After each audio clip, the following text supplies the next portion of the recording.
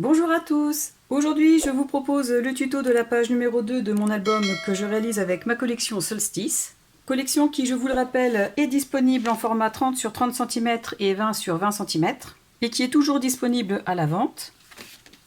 D'ailleurs, si vous êtes intéressé pour en faire l'acquisition, je vous invite à me contacter sur cette adresse mail. Quant à tous les articles que j'utilise pour réaliser cet album, je vous mets les liens dans la description de cette vidéo ainsi que toutes les informations importantes.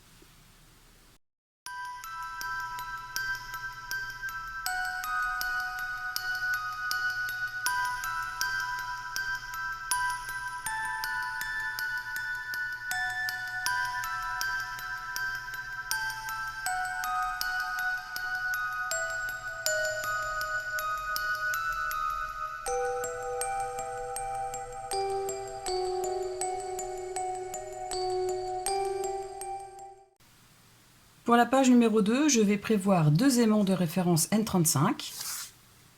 Je vais avoir besoin d'un morceau de cardstock de 20 cm et demi sur 21 cm. J'ai fait un pli à 1,5 dans les 20,5 cm.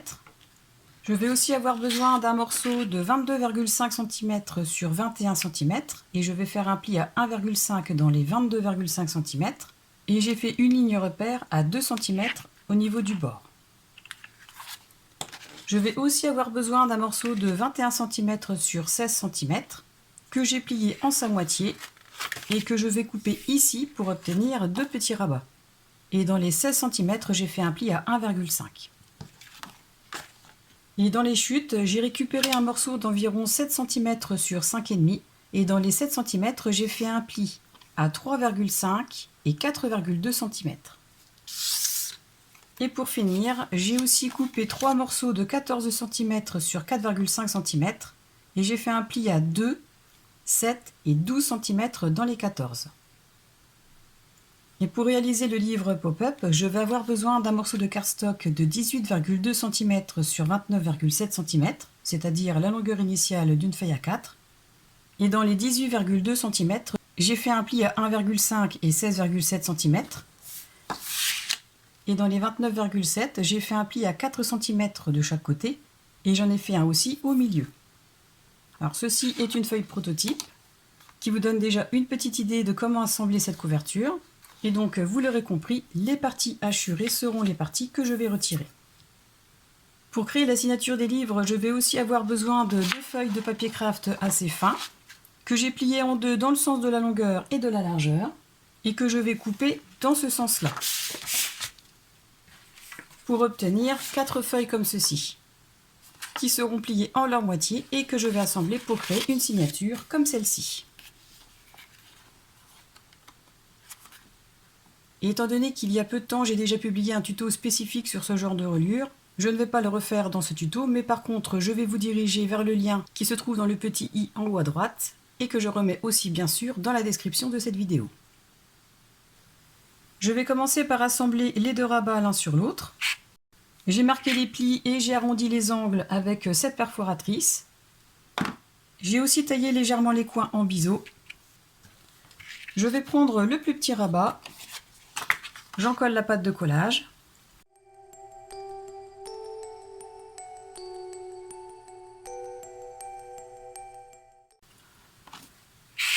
Je replie la pâte de collage et je la mets en place au niveau de la ligne que j'ai faite en repère. Je m'aligne bien avec le bas et le haut de ce second rabat. Je fais en sorte aussi que les coins arrondis correspondent. Et une fois en place, j'appuie pour faire adhérer. Le premier rabat est installé. Ensuite, je prends ce morceau que j'ai coupé en deux. J'ai marqué les plis, j'ai taillé légèrement biseau en haut pour celui-ci et en bas pour celui-là. Et pour avoir aussi l'arrondi comme ici, j'ai plié la pâte de collage sur la carte et j'ai perforé les deux épaisseurs. Je vais mettre en place la première carte. J'en colle la pâte de collage. Je la positionne tout contre le bord gauche en m'ajustant par rapport à l'arrondi du rabat.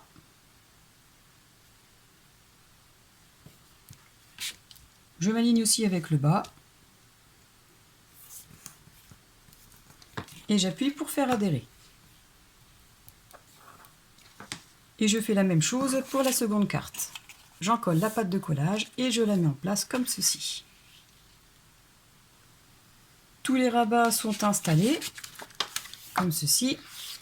Si vous voulez vous faciliter la tâche pour décorer les pages, je vous suggère de le faire maintenant avant de le mettre en place sur la page numéro 2. J'ai déjà choisi les papiers que j'allais mettre. Pour décorer l'intérieur de ce rabat, je vais utiliser cette feuille en 30 sur 30 cm. J'ai coupé aux bonnes mesures du rabat de façon à conserver cette superbe veuve noire. J'ai poinçonné les angles avec cette perforatrice. J'ai ancré le contour. Pour le centre, j'ai coupé un morceau de cardstock de couleur jacinthe que j'ai perforé aussi avec cette perforatrice, tout comme pour l'intérieur de ces deux petits rabats.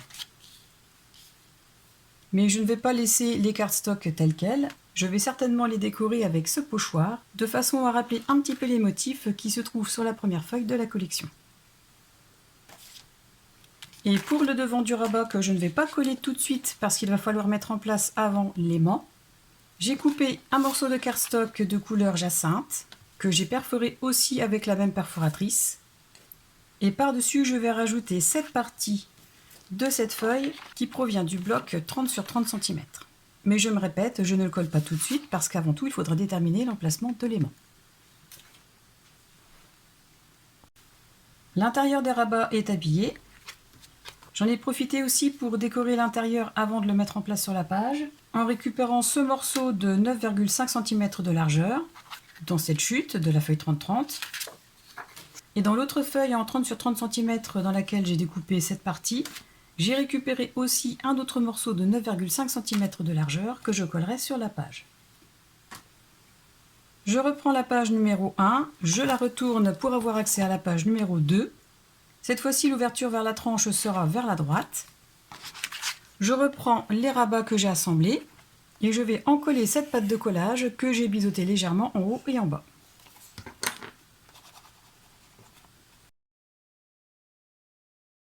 Avant de coller l'ensemble, je vais rouvrir le rabat de la page numéro 1 de façon à ne pas écraser ce pli. Et je vais placer cet ensemble de rabats tout contre le bord gauche de la page numéro 2. Comme ceci, en faisant en sorte de bien m'aligner avec le haut et le bas. Ensuite, avant de mater ce côté, je prends le morceau de 7 cm sur 5,5 cm. J'ai bien marqué les plis et j'ai commencé à le décorer en mettant des petites bandes de cardstock de chaque côté des plis. J'ai préparé mon aimant que j'ai posé sur du double face et que je vais poser à l'intérieur de ce fermoir. J'ai fait un repère au centre de cette partie. Je le mets en place. Je le fais bien adhérer. Ensuite, je vais pouvoir mettre en place les morceaux de cardstock que j'ai coupés au préalable pour décorer ce côté, mais aussi l'intérieur. Et je vais pouvoir le placer au milieu de la page en le centrant bien par rapport au haut et au bas. Et en mettant bien évidemment la pâte de collage tout contre le bord de la page, comme ceci. Je vais finir de mater le fermoir à l'extérieur et à l'intérieur. Je vais le mettre en place sur la page. Et je vais finir de décorer la page en mettant cette partie ici, mais aussi les cardstock que j'ai coupés aux bonnes mesures. L'intérieur est décoré. À présent, je prends les 3 bandes de 14 cm. J'ai marqué les plis à 2, 7 et 12 cm sur les 3. Je prends la première bande. J'en colle une des pattes de collage. Je place son extrémité au niveau de ce pli, en centrant bien évidemment par rapport au haut et au bas de la page.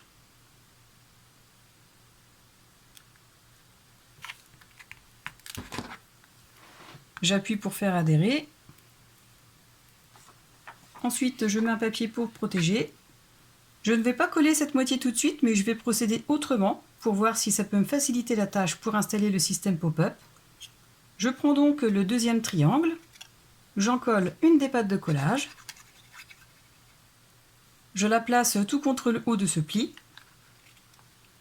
comme ceci, en m'alignant bien avec les bords.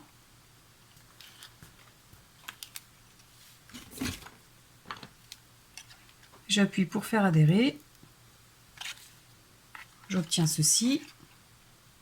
Et à présent, je vais en coller ces deux pattes de collage pour pouvoir les mettre en place en une seule fois sur ce rabat.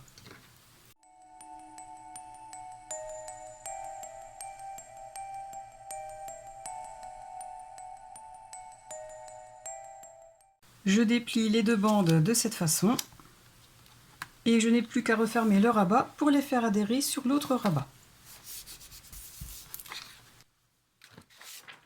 Comme ceci. Et je continue d'appuyer pour les faire adhérer complètement. Et enfin, je vais coller la dernière bande. Je vais procéder de la même façon qu'avec celle-ci. J'en colle une patte de collage. Je la positionne sur le haut de ce premier triangle.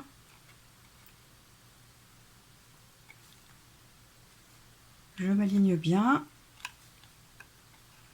Et c'est pour cette raison que j'ai procédé de cette façon pour cette bande, parce que c'est un peu plus compliqué de faire adhérer dans un premier temps la bande sur le triangle déjà installé. Je le replie en son centre et j'appuie sur le rabat pour le faire adhérer.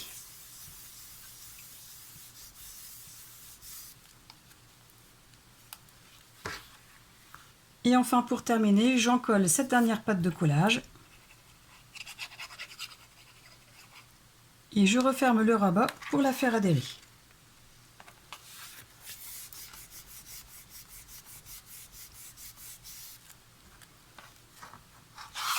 Je rouvre le rabat et j'insiste sur le collage. Et le système pop-up est mis en place. Et enfin, pour terminer ce pop-up, j'ai pris le morceau de cardstock qui mesure 18,2 sur 29,7 cm. J'ai retiré ces deux bandes. J'ai taillé légèrement en biseau les 4 pattes de collage. Et pour le décorer un peu sans utiliser de papier qui rajouterait encore une épaisseur, j'ai utilisé ce pochoir qui provient de la collection Golden Harmony. Et je m'en suis servi pour décorer l'intérieur et l'extérieur. J'ai utilisé cette encre que j'ai appliquée avec cette brosse. Je n'ai pas utilisé le pochoir sur ces deux parties étant donné que ce sera l'intérieur des deux pochettes. Donc au moment de plier et de former les pochettes, faites bien attention d'avoir mis du bon côté le pochoir sur tout l'ensemble pour éviter de devoir le faire une fois les pochettes formées. Avant de les mettre en place, j'ai coupé de façon à retirer 1 mm supplémentaire en haut et en bas, de façon à ce que les pochettes soient un peu plus longues, et pour pouvoir bien la fermer avec les pattes de collage. Une fois les 1 mm retirés de chaque côté, j'en colle les premières pattes de collage. Je rabats la pochette sur le carnet, je retourne l'ensemble et je peux faire adhérer les pattes de collage.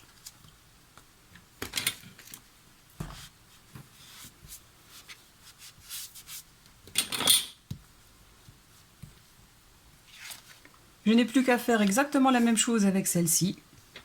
J'en colle les deux pattes de collage.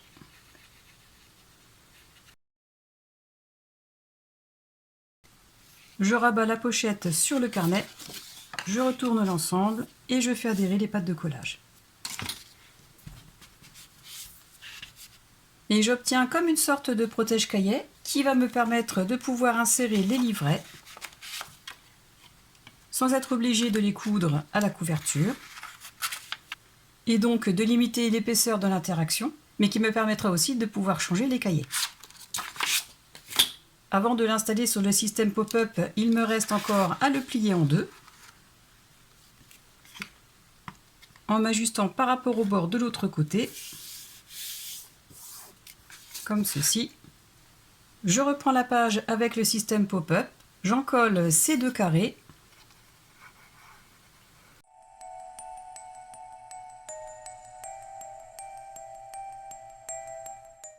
je place la couverture dans le bon sens suivant si vous avez mis des motifs ou pas pour le décorer. Je le centre dans le système. J'essuie l'excédent de colle s'il y en a au centre au niveau des deux plis. Je le ramène au maximum vers les deux plis. Je referme l'ensemble sur le carnet et j'appuie pour faire adhérer. Le pop-up est mis en place. Il ne reste plus qu'à y mettre le carnet.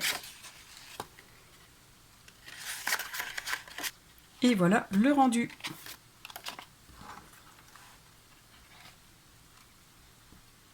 À présent que le pop-up est installé avec le carnet à l'intérieur, je vais pouvoir déterminer l'emplacement du second aimant.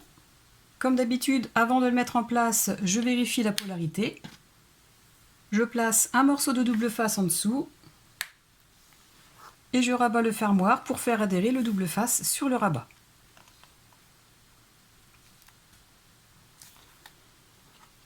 Comme ceci.